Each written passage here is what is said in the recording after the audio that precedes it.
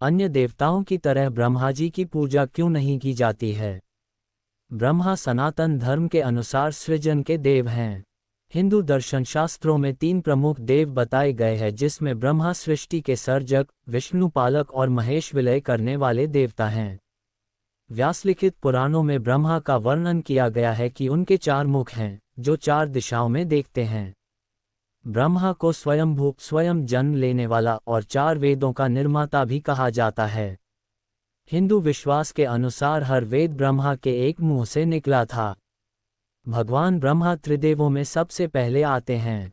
ये लोग पितामह होने के कारण सभी के कल्याण की कामना करते हैं, क्योंकि सभी इनकी प्रजा हैं। देवी सावित्री और सरस्वती जी के अधिष्ठाता होने के कारण ज्ञान, विद्या व समस्त मंगलमयी वस्तुओं की प्राप्ति के लिए इनकी आराधना बहुत फलदायी है। वे ही विधाता कहलाते हैं।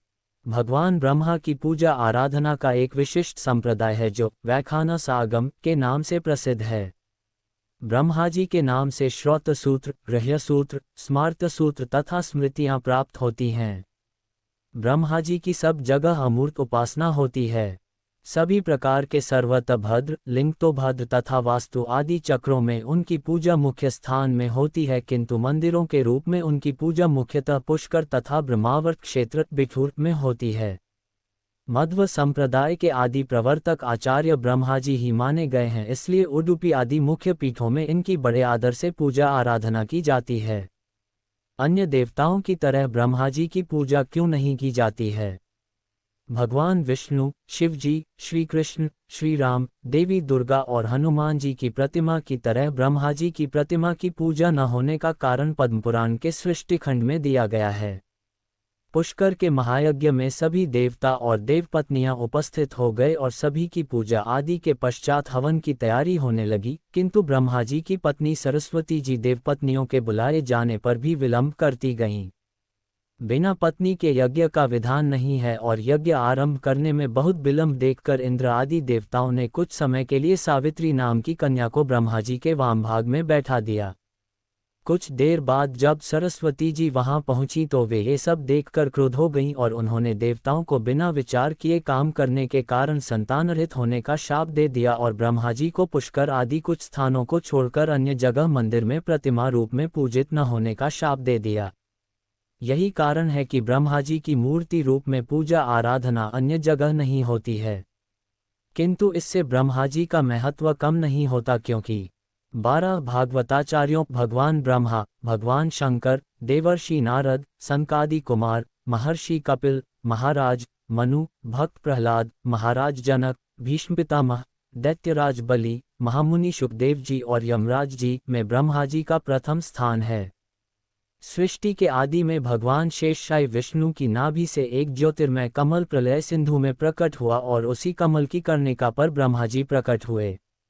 ब्रह्मा जी ने ये देखने के लिए कि यह कमल कहाँ से निकला है, उसके नाल छिद्र में प्रवेश किया और सहस्त्रों वर्षों तक उस नाल का पता लगाते रहे।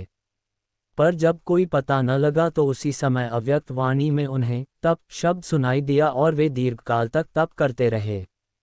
उन्हें अंतःकरण में भगवान के दर्शन हुए और भगवान ने 4 श्लोकों में श्लोकी भागवत का उपदेश किया।